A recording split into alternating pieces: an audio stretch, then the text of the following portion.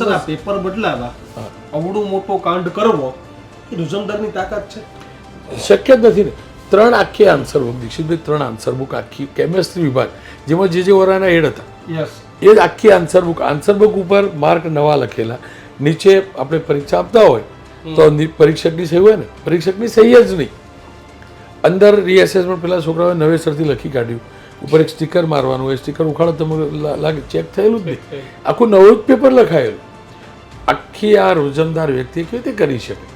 અને એ કર્યા પછી ચલો એક વાર માની પણ લઈએ, એક સ્ટેજ ઉપર કરી દીધું, બીજા સ્ટેજનું શું, ત્રીજા સ્ટેજનું શું, અને આ બધું કર્યા પછી સિગ્નેચર તો પછી વોરા સાહેબની જ.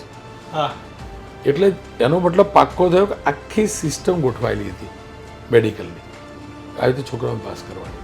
અને જો આવું જ થવાનું હોય અને આવી રીતે ડૉક્ટર બનવાના હોય, જો આપણે મૌન રહેવાનું હોય અને આપણો રિઝલ્ટ ના લાવી શકતા હોય તો પછી આવો કાર્યક્રમ કરવાનો કોઈ મતલબ નહીં. હું તો કશું આપણને અધિકાર જ નથી. દર વખતે ડંફાસ મારી કે હું રિઝલ્ટ નહીં લાવી શકું તો આમ કરી દીધું, ના હોય એવું. આપણે નથી લાવી શક્યા રિઝલ્ટ.